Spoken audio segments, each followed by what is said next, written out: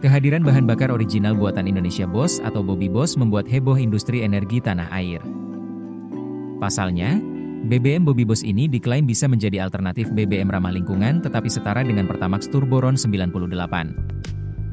Alhasil, banyak pertanyaan soal kemunculan energi alternatif bensin tersebut. Adalah PT Inti Sinergi Formula yang berpusat di Jonggol, Jawa Barat yang memproduksi bahan bakar minyak, BBM, berbahan nabati bernama bahan bakar original buatan Indonesia BOS atau Bobby BOS. Produk ini diklaim mampu menghasilkan emisi nyaris nol, dengan jerami sebagai bahan baku utama. Founder Bobby BOS, M. Ikhlas Tamrin, mengatakan pemilihan jerami didasari oleh pertimbangan harga pokok produksi, HPP, agar tetap terjangkau masyarakat. Tujuan adanya BBM alternatif ini supaya masyarakat bisa menikmati BBM bersih dengan biaya murah. Ikhlas menuturkan, timnya sempat meneliti sejumlah bahan alternatif seperti tebu, singkong, dan mikroalga.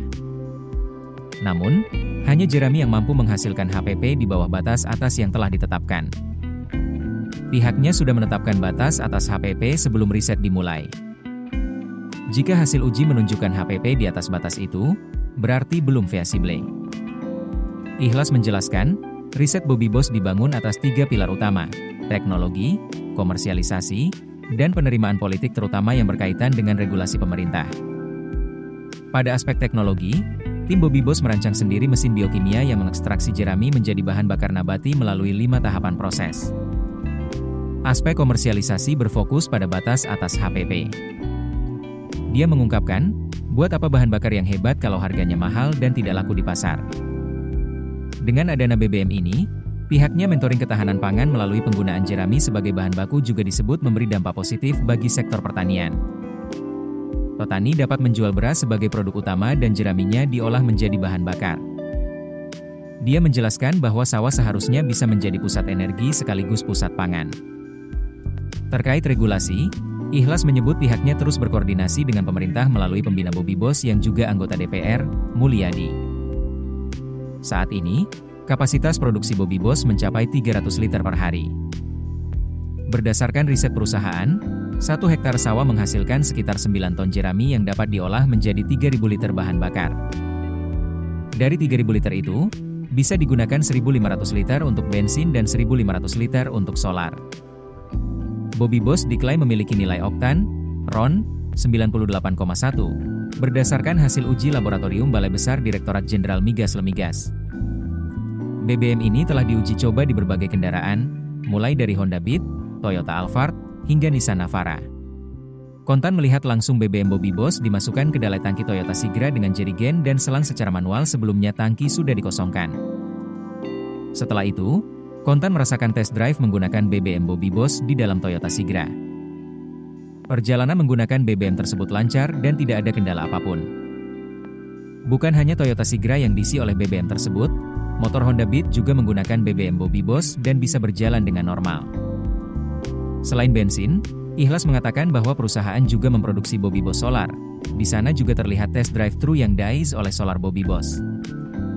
Setelah test drive, Ikhlas mengatakan pihaknya akan uji publik Bobby BOS pada Februari 2026 di fasilitas perusahaan di Jonggol. Namun, Ikhlas belum mengonfirmasi waktu pasti peluncuran komersialnya.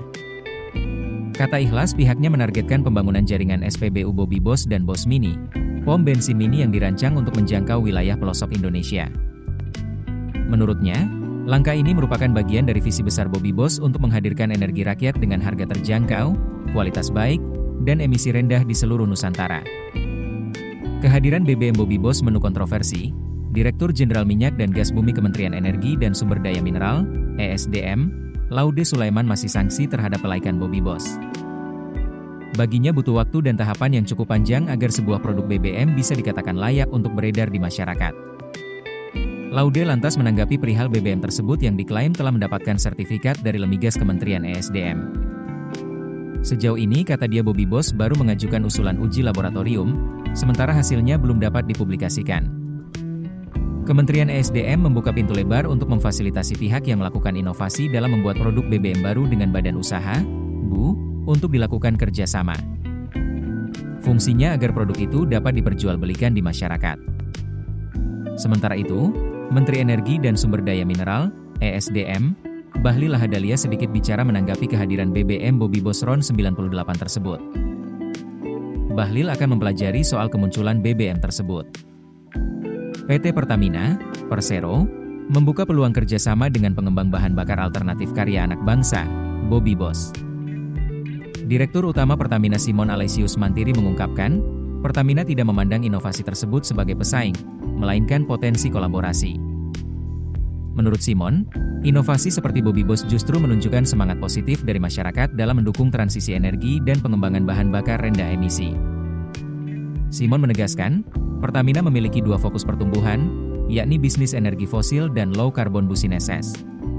Karena itu, peluang kolaborasi dengan pengembang energi alternatif seperti Bobby Boss sangat terbuka.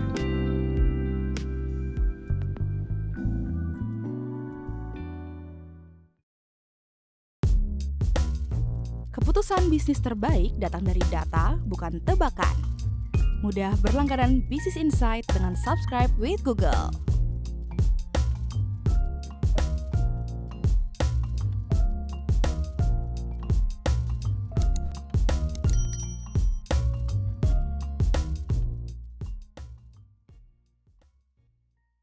Download aplikasi Kontan sekarang di App Store atau Play Store.